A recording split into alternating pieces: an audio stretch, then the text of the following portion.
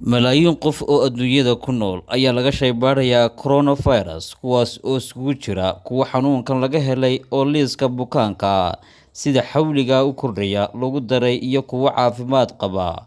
Haddaba, inkastoo qalabka hadda loo isticmaalo shaybaadhka ee RT-PCR uu ka mid yahay qalabyada ugu casrisan uguna natiijada fiican ee lagu baadho fayraska corona, waxaa hadda la ogaaday in uu marar badan soo saaro natiijo aan sax ahayn, gaar ahaan dad xanuunkan COVID-19 qaba oo ku sheegay badqab, sida uu ku waramayo wargeyska Daily Mail ee ka soo baxa dalka Ingiriiska.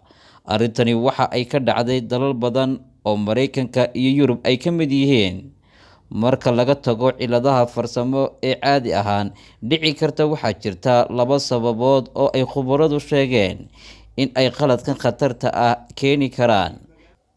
Lambar kow, sida la og yahay, shaybaadhkan coronavirus waxaa lagu sameeyaa saambal dheecaan yar ah oo laga qaaday gunta hoose ee sanka ama hunguriga, kadib marka ul cudbi yara wadata lagu dhaadhiciyo qaybta sare ee hunguriga. Nasiib darrose, waxaa la ogaaday in dadka fayraskan qaba qaarkood aan fayraska laga helayn dheecaanka laga qaaday dhuunta ama sanka gudihiisa fog ee uu kaga xidhmo dhuunta, waxaanu markaasi oo kale ku jira gudaha sambabada.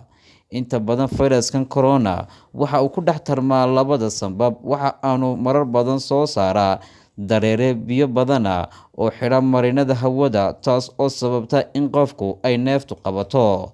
Si dhuumashadan lagu waayi karo fayraska looga hortagana, waxa ay khubaradu ku talinayaan in aan lagu kaaftoomin dheecaanka, gaar ahaan marka qofku leeyahay calaamadaha xanuunka COVID-19 ee dheecaankan laga waayo, balse ay waajib tahay in sambabada laga sawiro iyada oo la isticmaalayo X-ray ama CT scan ama qalab la mid ah, taas oo haddii qofku uu COVID-19 qabo markaaba muujinaya in sambabadiisa uu dareere biyo buuxiyeen. Dadka xanuunkan qaba ee lagu sameeyay sawirkan ayaa sambabadooda cidhifka hoose lagu arkay barro caddaan ah, taas oo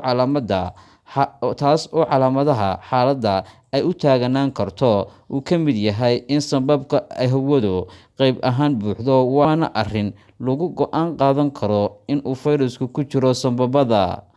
Lambar laba, qaladka labaad ee dhaca ayaa ah degdeg ka yimaada qofka shaybaadhka qaadaya, oo isaga oo aan usha uu sanka ama dhuunta qofka gelinayo fogeyn soo qaata dheecaan aan ahayn kii saxda ah ama ka sokeeya halkii uu deganaan fayraskuna, taasina ay keento in qofka qaba mishiinku sheego in uu bad qabo. Arrintan xalkeeda ayaa khubaradu ay sheegeen in ay tahay saddex arrimood oo muhiim ah. Lambar kow, in la hubiyo tayada dowladda shaybaadhka lagu sameynayo. Lambar laba, in la hubiyo tababarka iyo aqoonta shaybaadh ee qofka qaadaya sambalka iyo kan baadhayaba.